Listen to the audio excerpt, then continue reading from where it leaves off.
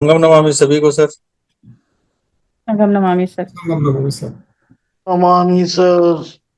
मैं एमएल मंजुल, कोटा राजस्थान से समण संघ में जुड़े हुए मुझे लगभग 2.5 साल हो चुके हैं और जैसे समय मिलता है काम करते जा रहे हैं। आज मुझे गोल्डन रूल नंबर 8 पर बोलने के लिए संघ से आदेश हुआ है। संघ राजनीति में कभी नहीं जाएगा, ये है 8 नंबर का गोल्डन नियम है। इससे पहले अपन जो भी हमारे 10 नियम है उनको एक बार सरसरी तौर पे बता देते हैं।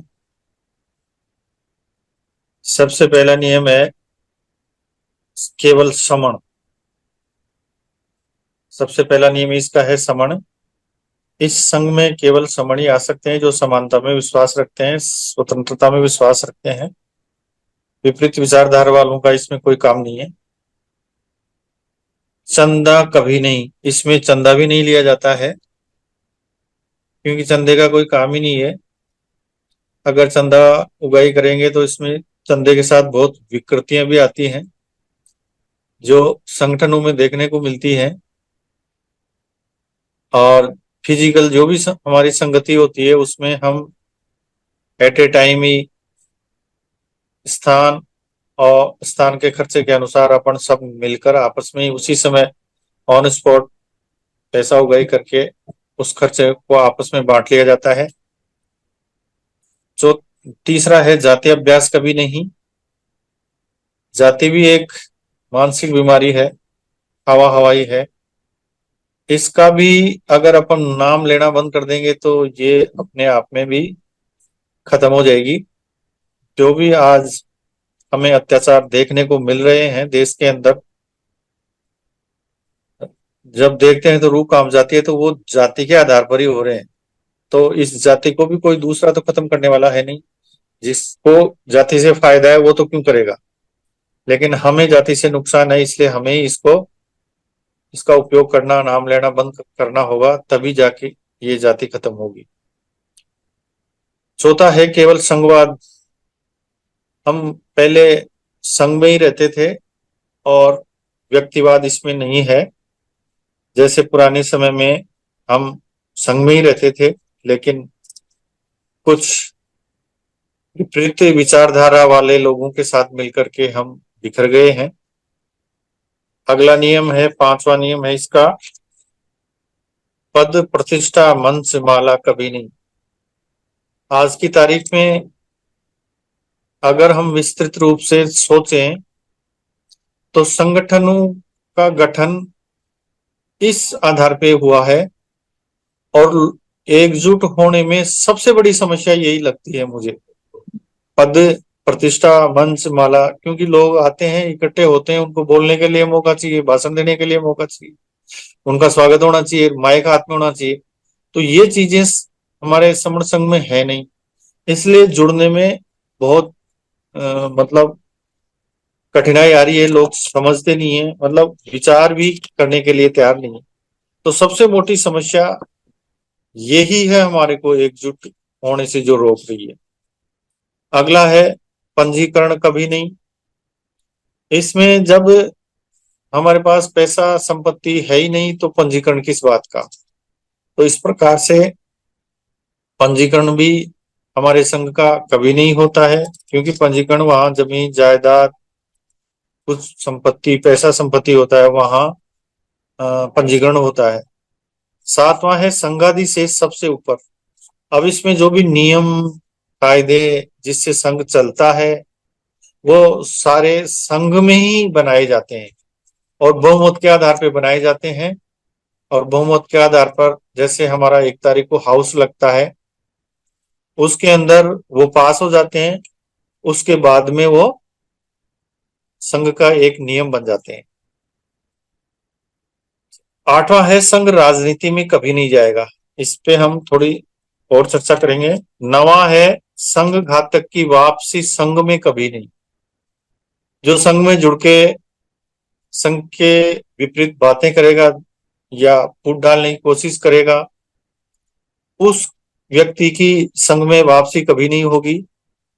ये तय भी संघ मिलकर ही करेगा कि किसने संघघात कितना किया है, उसके अनुसार संघ ही उसको सजा देता है। 10वां नियम है कि उपरोक्त विनय संघ का आधार है, ये न कभी बदले जाएंगे, न खत्म किए जाएंगे और न कभी अमान्य किए जाएंगे। यानी ये जो 9 नियम है उनके ऊपर एक केप लगा दी गई है कि ये कभी इनमें बदलाव नहीं होगा।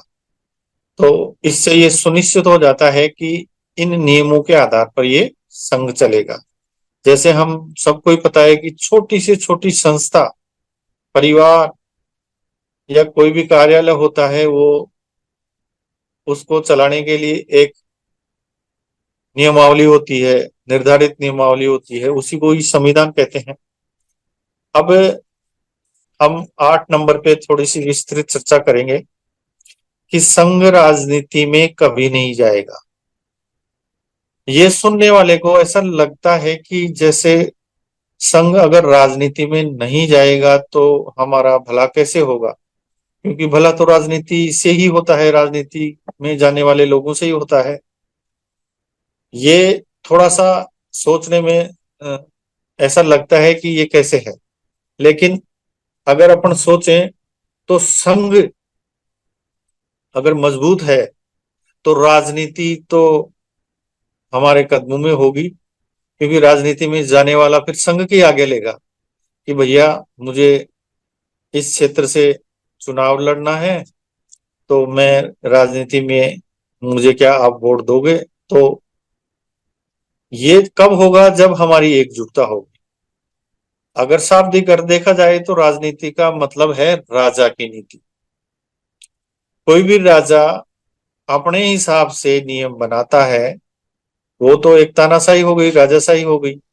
लेकिन अभी हमारे देश में लोकतंत्रात्मक शासन प्रणाली है, लेकिन बहुत सारे निर्णय राजा की नीति के अनुसार किए हुए लग रहे हैं। जैसे कि पिछले दिनों हमने देखा है कि 100 और कुछ, मतलब 146 सांसदों को निकाल के उन्होंने अपने अपने नियम पास कर लिए। और इतनी तानाशाही देखने को मिलती है कि क्या नियम है उनके ऊपर चर्चा करने की भी आवश्यकता ही नहीं है, वो हल्ला करके ही पास हो गए। तो कहने का मतलब है कोई भी राजा हो सकता है जो लोगों से पूछ कर नियम बनाए, चलवाए, तो वो राजा, लोकतांत्रिक राजा कहलाया जा सकता है। राज राजा के नाम से है, पर नियम लोगों के द्वारा बनाए जाते हैं, क्योंकि लोकतंत्र में तो लोगों के द्वारा बनाए जाते हैं। राजा को तो उनको चलाने के लिए निर्धारित कर दिया जाता है कि भाई इस नियम के अनुसार आप सत्ता चलाओगे, शासन चलाओगे। लेकिन आज की तारीख में ऐसा दिखाई देता है, नाम का लोकतंत्र रह गया है, केवल तानाशाही ज्यादा दिखाई दे रही है, क्योंकि पर लोगों के द्वारा बनाए जाते हैं। लेकिन ऐसा कई देशों में है। कोई लोकतंत्र देश हो सकता है, देश में संविधान हो सकता है, पर संविधान को चलाने वाले लोगों की इच्छा के अनुसार नियम न बनाए, ना संविधान के नियमानुसार देश चलाएं, तब ये लोकतंत्र को चलाने वाले राजा की तरह ही व्यवहार करते हैं। मतलब वही बात हो गई, राजा की तरह। लोकतंत्र के नियम तो हैं, लेकिन उसके अनुसार नियम नहीं चलाएगा। उनकी नीयत में खोट है, तो ये एक शब्द के ही कई अर्थ निकाल के हमें देखने में मिल भी रहा है देश के अंदर। अगर न्यायपालिका में भी देखे तो यही कि अपराध के लिए अलग अलग दोष दिए जा रहे हैं, अलग अलग सजाएं दी जा रही हैं, ये हमें देखने में दिखाई देता है कोर्ट के डिसीजन में। और नाम लोकतंत्र का और नीति राजा की नीति है, या लोकतंत्र का चुनाव कम्युनिस्टों का भी तरीका रहा है उस समय। कोई भी शासन सत्ता या राजा का दरबार, संसद, सरकार, कुछ भी हो, संघ कभी इसमें नहीं जाता है। संघ एक बहुत मजबूत तंत्र होता है। मतलब संघ विश्वव्यापी भी हो सकता है, संघ की कोई सीमाएं नहीं होती हैं।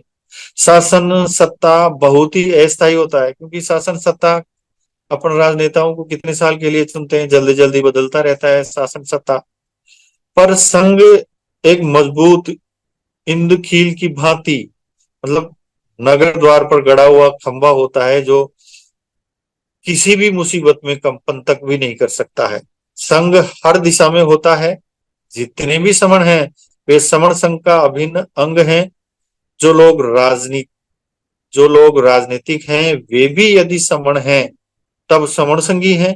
समण संगियों को जीवन के हर क्षेत्र में बढ़ चढ़कर भागीदारी करनी चाहिए, राजनीति में भी बढ़ चढ़कर भागीदारी करनी चाहिए, लेकिन उनको फिर समण संघ के अनुसार ही चलना पड़ता है।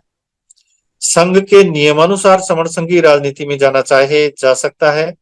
अच्छा हो वह संघ से अनुमति लेकर जाए, मतलब राजनीति में जा सकता है लेकिन संघ को कहकर जाए कि भाई मुझे राजनीति में जाना है, तो संघ उनको परमिशन दे सकता है।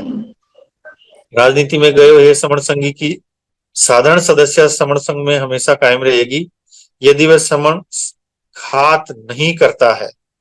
ऐसी उम्मीद की जाती है कि समण संघी संघ की विचारधारा के अनुरूप ही समण राजनीतिक पार्टी चुनेगा या अपनी चुनावी उम्मीदवारी लेगा। यदि कोई समण संघी किसी समण विचारधारा के विरोधी चुनावी पार्टी को चुनता है तब उसकी आजीवन समण संघ की सदस्यता पर संघ पुनः विचार करेगा।